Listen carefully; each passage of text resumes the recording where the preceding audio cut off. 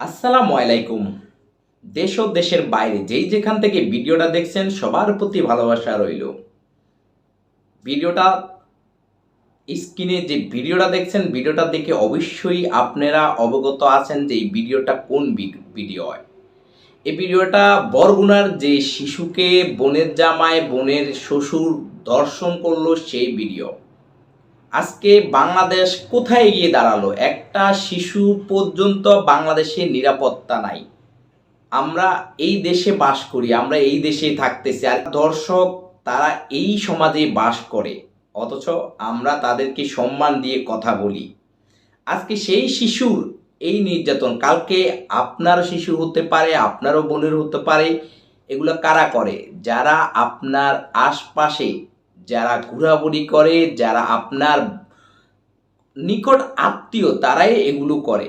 তাই এগুলো থেকে সাবধান। আপনার ঘরে আপনার মেয়ে আছে, আপনার সন্তান আছে, সবাইকে একটু সেফটি দিন এবং সবাইকে নজর রাখুন, এবং কেউ কোনো রকম উস্কানিমূলক কথা কয় কিনা নজর রাখুন। এখন দেখেন এই শিশুর নির্যাতন, যেই ঘাতক এই নির্যাতন করছে সেই ঘাতক অলরেডি অ্যারেস্ট হয়ে গেছে। আর অ্যারেস্ট হওয়ার পরে কি হবে?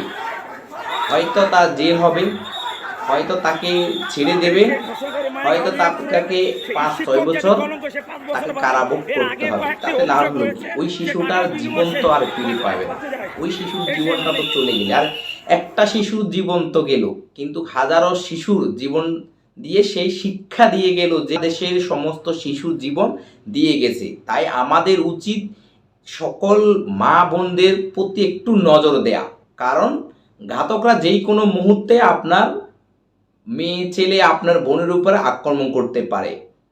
অকুলভাবে আবেদন করি, যারা এই ঘাতককে পুলিশ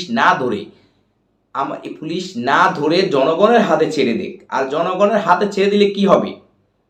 আমার স্ক্রিনে যে ভিডিওটা আছে ভিডিওটা দেখেন, এটা হলো আফগানিস্তানের এক ভিডিও। একটা শিশুকে দর্শন করলো এক ঘাতক, তাকে প্রকাশ্যে কিভাবে তাকে জনগণ সাজা দিতেছে।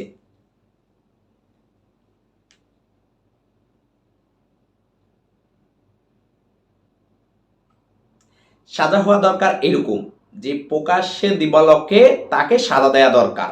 কারণ এভাবে পুলিশ অ্যারেস্ট করবে, পুলিশ নিয়ে যাবে, সরকারি খাবার খাওয়াবে, দরকার নাই ভাই সরকারি খাবার খাওয়া। প্রকাশ্যে তাকে মেরে ফেলতে হবে, না তা না হলে প্রকাশ্যে জনগণের হাতে দিয়ে তাকে চিরবিদায় করতে হবে। কারণ দর্শকের শাস্তি এটাই হওয়া উচিত। এদেরকে মৃত্যুদণ্ডে সর্বোচ্চ সাজা, আর মৃত্যুদণ্ড যদি একজনকে দেয়া যায় তাহলে পরবর্তীতে কোনো ঘাতক এরকম লালসতা করবে না। সবাই ভালো থাকবেন। যদি ভালো লাগে ভিডিওটা শেয়ার করবেন। আসসালামু আলাইকুম।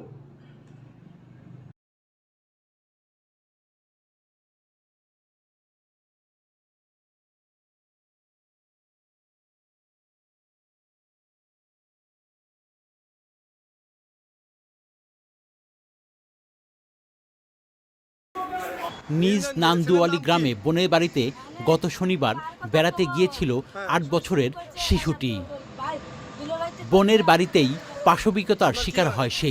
প্রথমে মাগুরা সদর হাসপাতালে ভর্তির পর অবস্থার অবনতি হওয়ায় বৃহস্পতিবার রাতে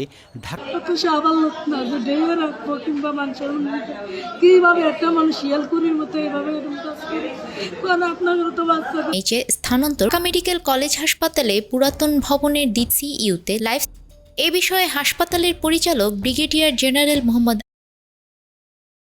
মোহাম্মদ আসাদুজ্জামান